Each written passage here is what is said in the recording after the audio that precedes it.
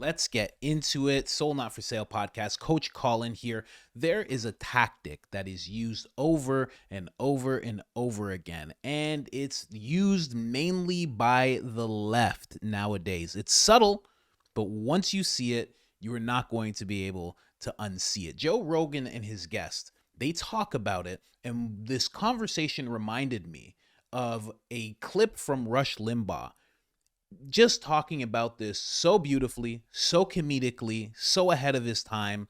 It's a trick that they use to make themselves feel morally superior. And in feeling morally superior, you are made out to be the villain, no matter what. Whether you've done nothing wrong, whether it's your ancestors that are the actual culprits, you are going to be the villain. And the reason that they do that is because they need a villain. Now, I'm going to show you exactly what I'm talking about when it comes to Rush Limbaugh, because I love this clip. Because I'm wearing these ribbons. I care more than any of you about anything. And these ribbons say so. I want you people sitting at home and you people in the audience, look down at your lapel right now. I want you to do this. Put the camera back on me. Do this. When you look down, what do you see? You don't see anything because you're not wearing any ribbons. It means you're a bigot. It means you're a racist. It means you're a sexist. It means you're a homophobe. It probably means you're a white guy. It probably means you're a European, and you alone are responsible for all the ills of America. But I'm not, because I'm wearing these ribbons. I care more than you. Because I'm wearing these ribbons. Absolutely perfect the way he does that. Because today, the ribbons would be your Ukraine flag. I believe it was even a France flag at one point. Your black square, you know, your Palestine flag, whatever the flag is. That is what it is today, to make you feel morally superior. Now, Joe Rogan's going to talk about that with his guest right now. And then afterwards, I'm going to show you some examples of this. And they focus on John Cleese. The reason I didn't is because John Cleese is kind of going for both sides. In today's atmosphere, you can still claim that it's both sides, but you're going to see it way more from one side. And that's what I'm going to show you. Let's get into the Rogan clip.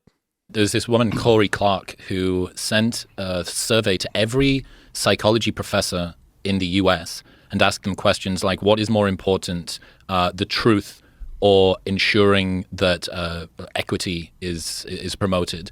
And a lot of professors basically said, I self-censor. I would prioritize making people feel good over necessarily telling them the truth. There are certain opinions that people should be reported for. There are certain topics that basically shouldn't be discussed. The usual suspect stuff like behavioral genetics, so heritability, evolutionary psychology, as in anything that kind of relates to sex differences. And it really is the progress of every. And you think, well, trickling down from this, what sort of educated society are you going to have in future? That's not going to be particularly good. Well, I think it's going to encourage independent education. I think you're going to encourage people like University of Austin, which is they're aiming to do just that and to kind of bypass all this nonsense and just teach people reality. And I also think that it's most likely, I mean, I don't even want to say most likely, it's most certainly influenced by other countries that want to degrade our ability to develop meaningful minds that come out of universities, like intelligent, useful people. Distract them with social justice. Not just distract them, but destroy society with them. It's Yuri Bezmenov's prediction from 1984. It's like you could pass that off as a ridiculous conspiracy theory if it wasn't totally accurate. It's amazing how people don't want to believe that maybe there's been subversion and that maybe our universities have been overrun for years with both funding, which we know is true, particularly from China. China funds a lot of American universities. They give a lot of grants. They spend a lot of money. And this was a part of the whole thing with with Joe Biden's bizarre job that he had, where he was a professor, that he never showed up for classes, and he was teaching, and he got a large mob salary. teaching job. He got a mob no-show job teaching. But as a professor. Yeah, as a professor. And I think he got $1 million a year to just do nothing. You know that question that people ask about... Find out how much he got. I don't want to get sued. But allegedly. I did, man. He doesn't know what's going on. He doesn't know what's going on. Well, he might auto-sign the legal papers. There's that question about, there's two options about life in the universe, that either we're alone or that we're not, and both are equally terrifying. Right.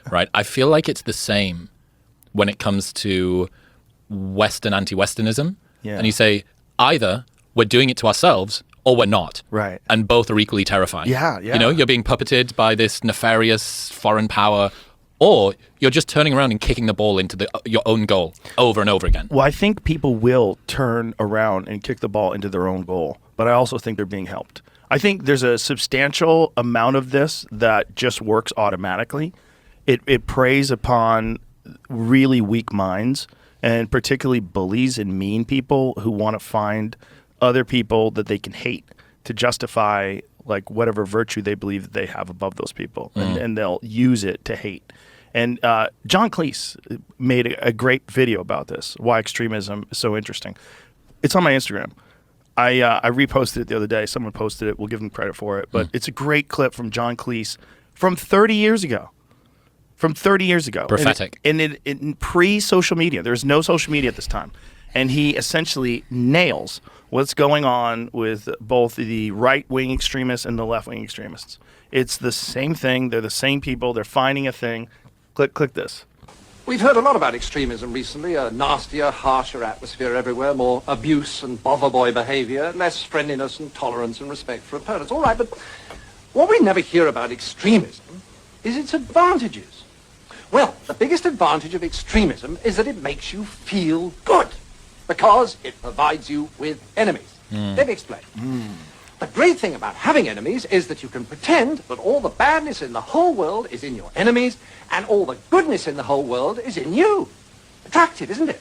So, if you have a lot of anger and resentment in you anyway, and you therefore enjoy abusing people, then you can pretend that you're only doing it because these enemies of yours are such very bad persons.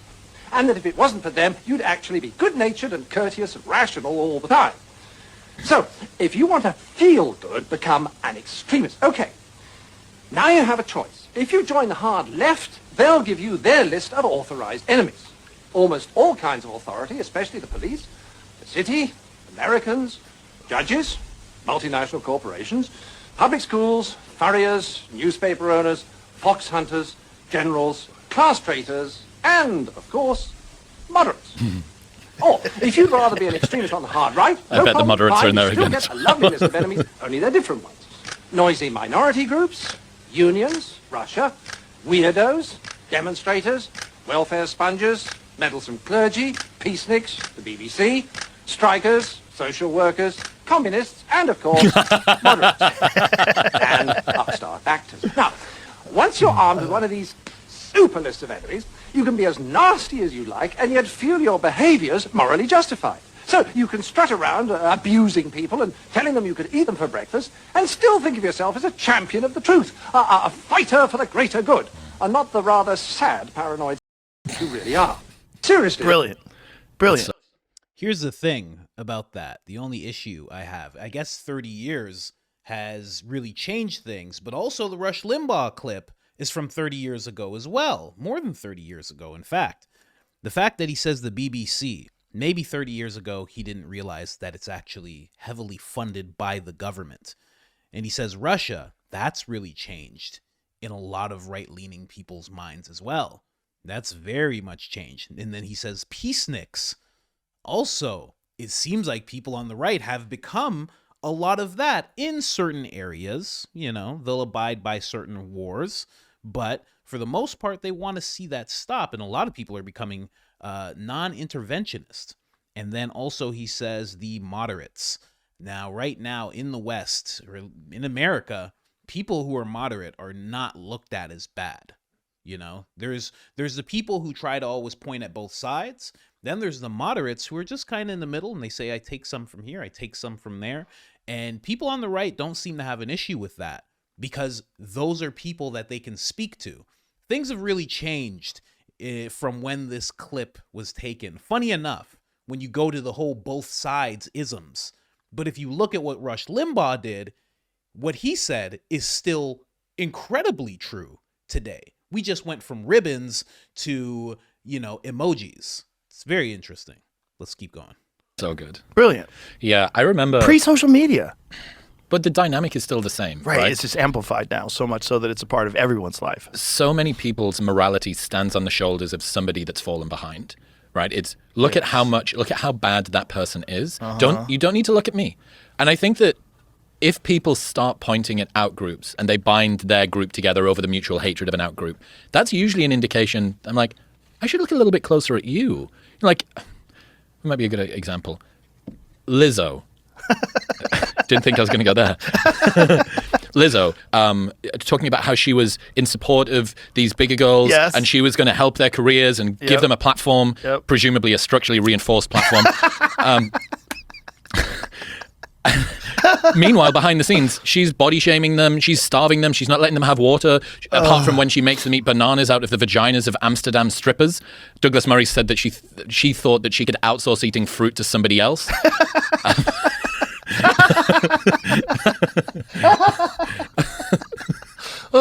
And meanwhile, you think she's portraying nicey out front.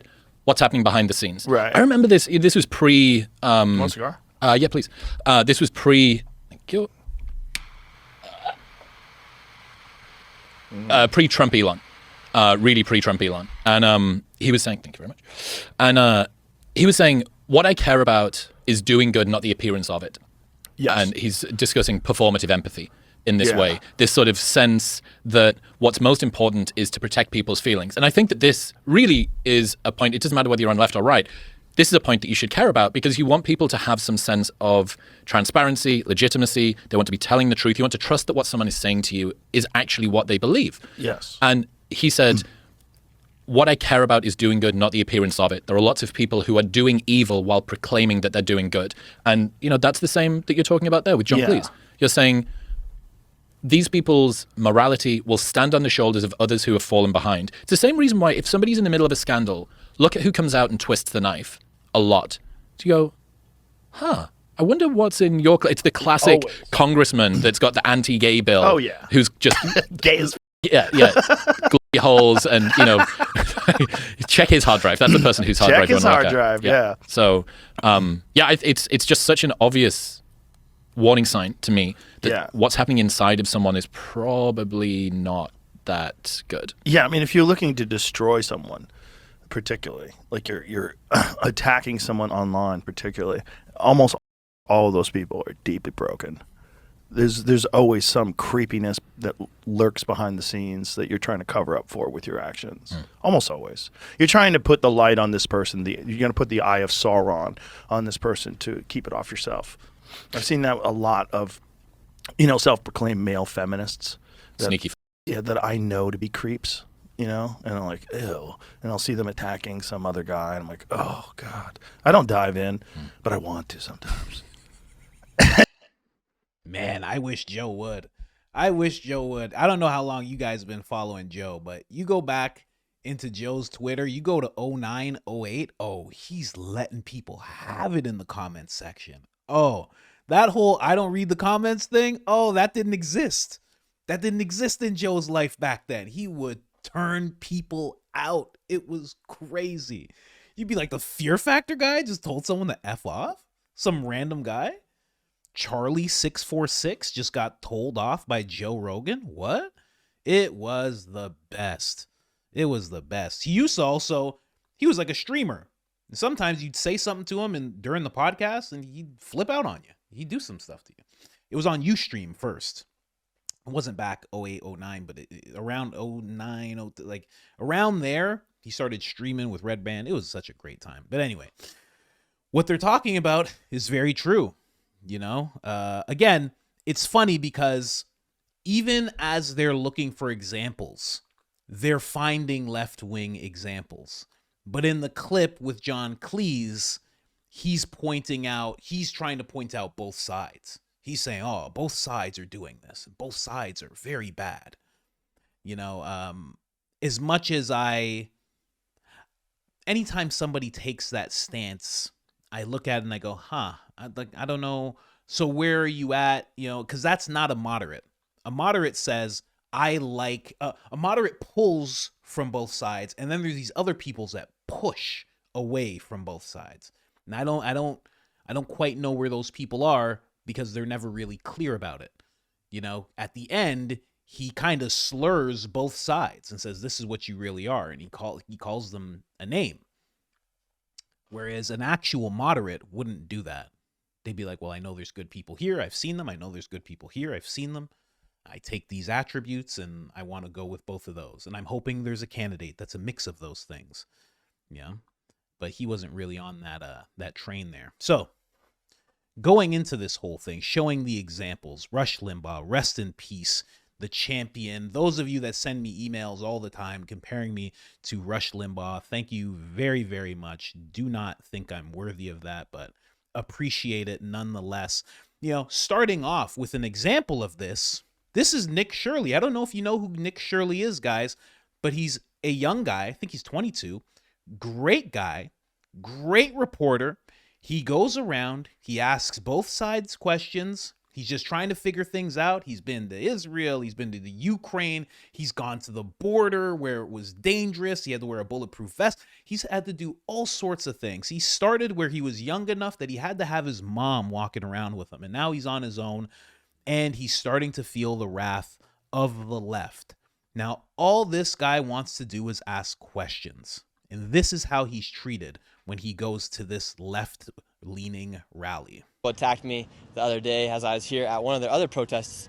You're fucking pathetic. Leave.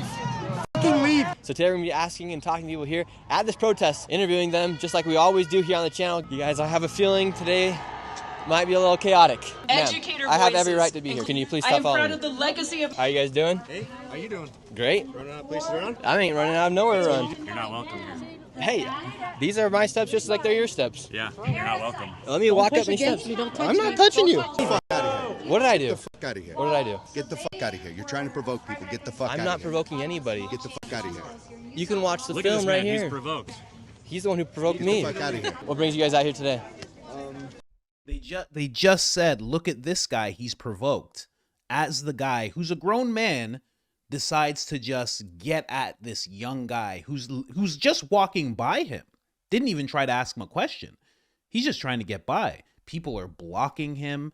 You know, it's just, for me, as I get into fatherhood, when I see this type of stuff, I'm like, whew, figure out what size my jumpsuit is quickly. Give me the brightest orange you can possibly get. Please and thank you. Oh, man. Anyway.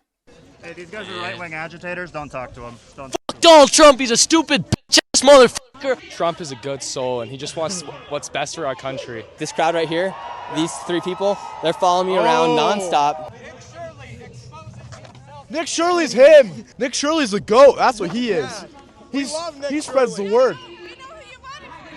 Why don't you sticks get out of here? What's up? I said, why don't you sticks get out of here? Follow me again. Still here, just like you. What do you guys think about Doge? It's stupid. Well, you can go ahead and put me on Facebook all you You want. just You want said to I see can put my- him on Facebook. I'm gonna put him on Facebook so you can watch it, because so old people like you can watch it. We don't use Facebook. You said it's like old people like me Yeah, to you're use it. He said it's like old people like us to not use this. These are the ones that are following me. I went down to where they told me to go. They kept following me. Just walk down there and make sure they don't follow you. Okay, yeah, make sure she doesn't follow me, please. She's harassing me. Make sure this guy doesn't follow me, because he's also harassing me. All right, let's keep going. How you guys doing? What did I do to you? Nothing, I just don't like the look on your face. Where should I go? I don't give a You see what I mean? I just don't like the look on your face. These are the people right now who are claiming the moral high ground. They're seeing a guy who they don't know in reality. They don't know him, right? Maybe a couple people recognize him from other events, but for the most part, most people who are saying these things to him don't even know who he is. And they're making sure that they are so on a high horse that they get to look down on this young kid who's asking questions, and they get to tell him to F off. They get to tell him to get out of here. They get to call him an F stick, whatever that is. You know? This is the type of thing that we're seeing.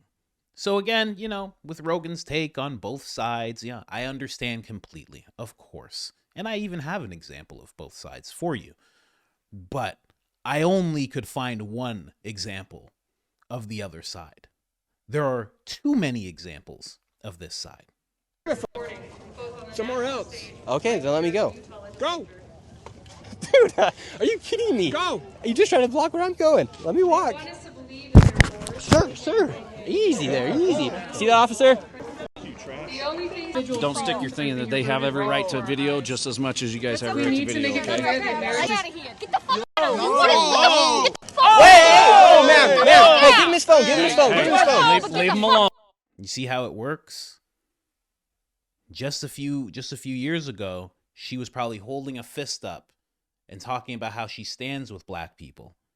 But now, those black people have lost their moral compass. They are no longer worth defending. They are no longer worth being civil with. Notice how that changes, all because they're standing next to this guy and they're saying he's a good guy. It's interesting the way it works, you know? And in this example, this guy doesn't even really know what he's talking about. He is a Bernie Sanders supporter. Bernie Sanders is currently doing a bit of a tour. People say that it's him preparing for a presidential bill with with AOC. And this is what this guy has to say about Elon Musk. Again, so on his moral high horse that he doesn't even need facts or sentences. He just knows he's in the right. Influential in history is now calling the shots. What has he done that really bothers you? He's arrogant, drugged up, naive. 60 years, USAID, billions of dollars. Do you think it made an impact in the world? You know, do I want to get Elon Musk out of politics? Yeah. That was it. You thought this was going to be a big thing where he was going to talk more. No, that's it. He just doesn't really know. He brought up USAID. He probably doesn't even know what's going on with that, truthfully. He just knows that Elon Musk is bad, you know? Trump had orange, like we call Elon Electric Man. Electric Man bad. That's all he knows now. Electric vehicles are bad. They're going to get to the point where saving the environment is bad.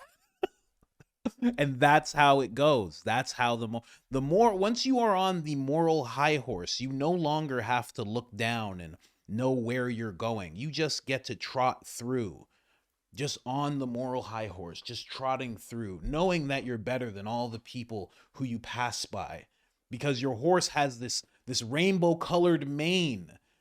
It has a Ukraine flag painted on its side. And it has F Elon on the front of its chest, an orange man bad here, and you just trot through. You just trot through, knowing that you're better than all the people who think differently than you. Here's another one. Okay, so why should we wrestle on Musk? Well, he's a bald-faced criminal. If you or I had walked into the White House and done what he'd done, or walked into the Treasury and done that, we'd be in jail. He essentially organized a fascist coup of our federal government. He spent $250 million to get Trump into office, and now Trump is serving as his proxy, his puppet. How's that different from like George Soros pumping millions into DAs and other political campaigns across America? How's that any different from what billionaire George Soros did? Well, he did not promote the idea of slashing all of our federal benefits. Would you just say that maybe the frustration here is that just because Trump is elected, that's why we're kind of upset at Elon? Because I haven't heard anything fascist in what you're saying. I mean, our kids are struggling here in Oregon. We have some of the worst school numbers, some of the worst test scores. It just came out, Fox 12 just reported that Oregon is falling behind the national average as far as economic boom and population decline. I mean, there's a lot of problems here in Oregon. I mean, are we not concerned about any of that? Of course I'm concerned. How does electing an incompetent, insurrectionist, fascist idiot like Trump going to help that? Well, Trump's not in charge of Oregon. What does that have to do with Oregon's problems, though? What does failing test scores with our kids have to do with Trump and everything? That comes from the Oregon Department of Education. That comes from the legislator. That comes from our governor. I mean, it's all one-party rule kind of right now. Okay, so you're trying to bring it all down to this granular level of specific, tiny little issues. He's trying to bring it down to any facts or examples. And that is now starting to agitate her. How dare you? How dare you, as I'm trotting through on my unicorn rainbow-colored horse, try to bring me down to these insignificant facts and me having to give you reasons, as I hold a sign that has a Nazi symbol on it. But the reason I'm holding it is not because of how they used to hold it back then, because they were celebrating it. No. I'm much different as I hold my sign that has this symbol on it. I'm doing it in protest. I'm doing it to defend people. It's very interesting. Issue here is we are losing our democracy right now. You think protesting Trump and Musk is more important than what's going on here in Oregon and the failure of our leaders here? Well, everything about what we have here in Oregon as free people is going to be jeopardized by the loss of our democracy at the federal level. So yes. You didn't give me anything arrestable, though. I didn't hear anything. Even a fraction of what he did. Going into the Treasury and well, he was appointed by the president to be the he was not Trump appointed him. He was not appointed by the Senate. You're not worried about anything in Oregon here? It's all just arrest Musk and Trump? That doesn't make him above the law. What did Elon Musk do to break the law? You have to go and look at what he has done in the last month. And each and every one of those things is something that we would have been arrested for. I'm seriously hoping that you could tell me something so I could be with you and be like, I'm going to hold that sign too if you told me something. You haven't told me anything. Yes, I have. Yes, I have. Yes, I have. I have my sign. I've done my part. I know what I'm doing here, okay? I've explained to you that we would go to jail if we did what Elon Musk did. But what did he do? He did things. He went in.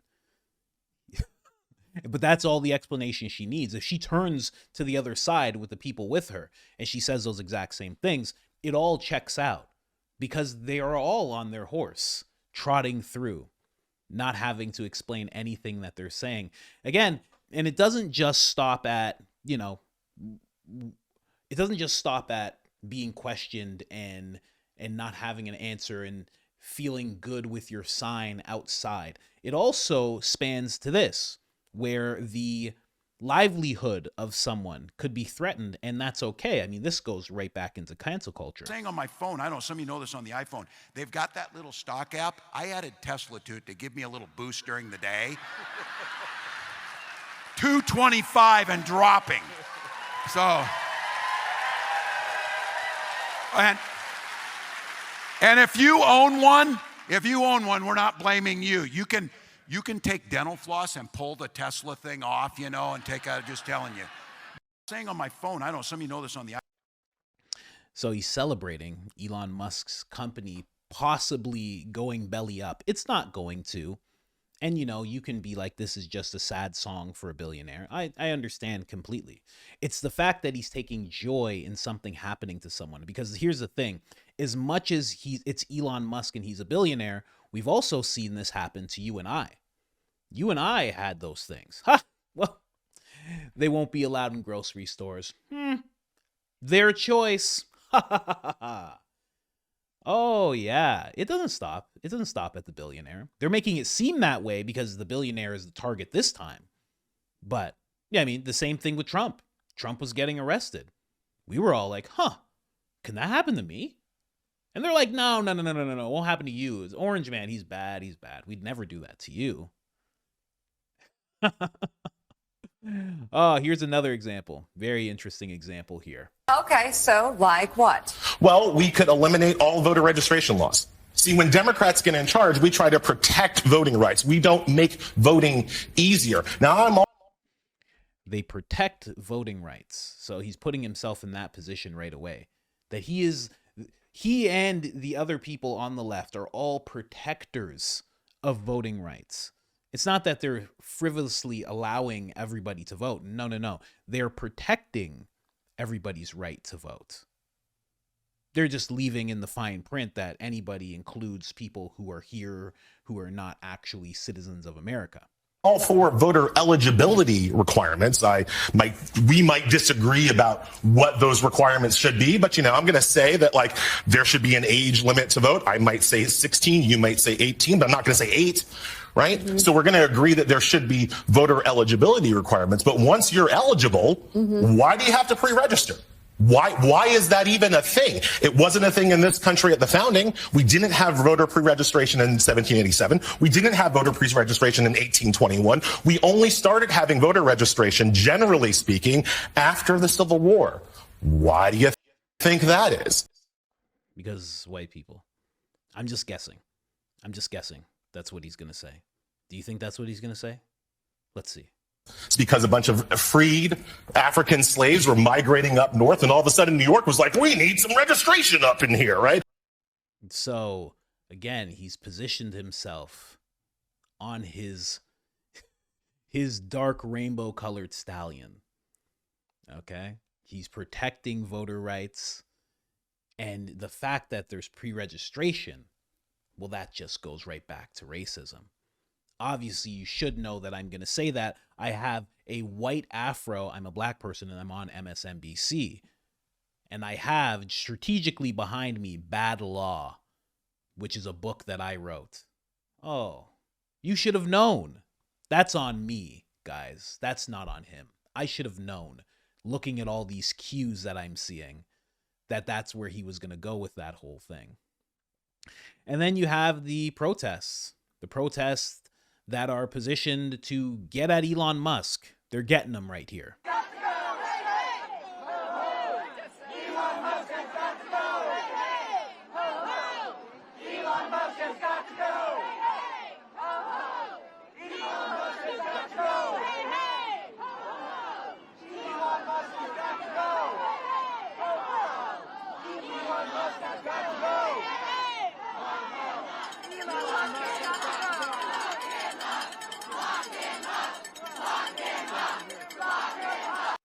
Wow. I'm sure when Trump was chanting lock him up years ago, lock her up, nobody agreed with that. That they were like, this sentiment is disgusting. You can't just lock someone up. This is crazy. That's authoritarian. But now that they have their person that they want to see locked up, it's all good. Don't worry about it. Let's get this done. We resist. We march, as it says right there on the screen. They're resisting. They're marching. But what we don't see is the fact that they're holding up the city, just like most of the Tesla attacks that you've seen throughout the past, I don't know, month and a half, 2 months. It's never really anything that impacts Elon Musk. It might worry him. It might make him go, wow, what's going on in the world? But all it does is affect the citizens. American citizens are the only people who get affected by stuff like this. You know, so again, when we talk about this whole thing of saying that you're doing good while also doing evil. You know, you say that you're for America, but the things that you do impact American citizens, whether they inconvenience them, scare them, etc. It's very, very interesting. We have what example is this? Hold on. Oh, this is the example from the right. This is someone on the right. Now, I don't really agree with this. I have to be honest. I think it's hilarious. But I can still see that this is not something that you should do to people on the left as they're protesting.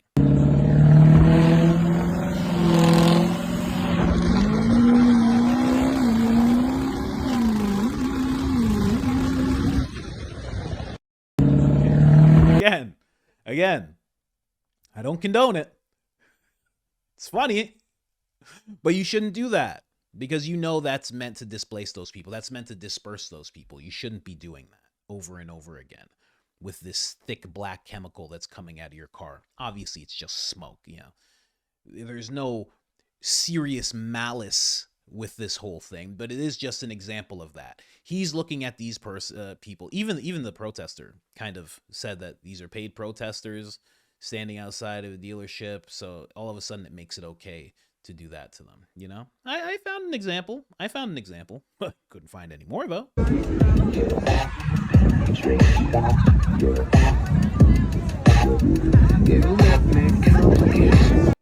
So again, this is the exact thing that we're talking about here. It looks so dystopian. It looks so crazy, you know? They don't like Elon and Trump, so they think this imagery is okay. This imagery is celebrated. They're all laughing and cheering. It's the exact same thing. That whole, you're claiming that you're doing good. This person feels like they're doing good while doing something that is drastically evil. If anybody on the right decided to do something like this, they would look absolutely terrible. You can't just do things like this, you know? And then this example, I think we'll end it off with this example here. This guy here got spray painted in his face by this guy here. And it was because this guy is a Trump supporter. You're going to jail, bro. Lucky I don't want to go to jail. You in Tifa. You think it's all right to spray paint somebody, bro? Hey, this guy just came up and spray painted him and his camera and everything. This guy. In the hoodie right here. Stop. Stop right there. Stop right there. Stop right there. Put your back down. Step over here with me. Step over here with me. Drop the back down. Put the back. Consent to a search. Put the back down. Spray paint in his back. He said he does not consent to a search. I think you're past that point, my friend. All right. It's blue. It's all over my phone. Stay right there. All over my glasses. All over the side of my head. So you got his phone? You get on recording? I was pointed away from him, but it's all over my phone, all over my glasses. You have it on you? I have it on my video.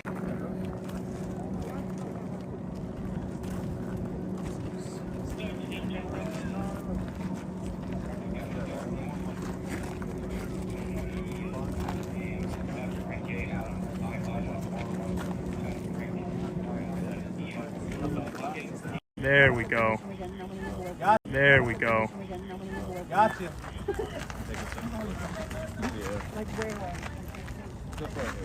Gotcha. And of course, that guy got arrested, as you should, right? So that's the whole. Oh, and then this young gentleman here doing the old salute that we all have seen so many times.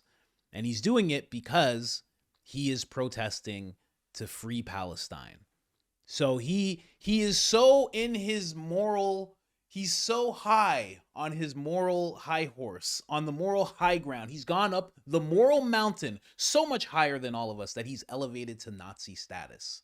He's gotten to the point where he can do that salute, and it's actually a good thing. I'm telling you, man, just what happens to people when they feel like, and again, you're seeing so many examples on the left. You just see so many that are just so radical, right? And, you know, it feels good. Like John Cleese did say, and that was one thing that he got very, very right. It feels good to be in that extreme. It feels very, very good to be able to do that. You're surrounded by people. They're cheering you on. You're doing something that is completely not right. It might be immoral, but they have decided as a group that it is now moral. It is now okay. This is now condoned. We can do this type of thing. And that's what you're seeing with the Tesla attacks. And that's what you're seeing with the left completely all the time. That's why Hillary Clinton called everybody deplorable. She suggested re-education. These are the type of things that they end up resorting to. So the trick that we talked about, the trick that they keep implementing over and over again is simple projection. It's simple, I'm doing this thing behind my back, but you can't see it, and I'm going to accuse you of doing that thing, throwing that symbol, being that type of person. I mean, that image that I just showed you at the end, and the images that they're putting all over Elon Musk's car, these Nazi symbols, that was a thing just a few years ago that they kept calling everybody. And now they're the ones painting them. It's funny the way all of that works. So going back to Rush Limbaugh, you know, you have all your ribbons. You have all of your ribbons. And because you have those ribbons, you're all in the clear. And if you look down right now, as Rush told you guys to, you don't have any ribbons. So you're a bigot. Anyways, guys, like, subscribe, turn on the notifications. It helps the channel tremendously. I'm live on Twitch, link in the description. Other than that, I'm out.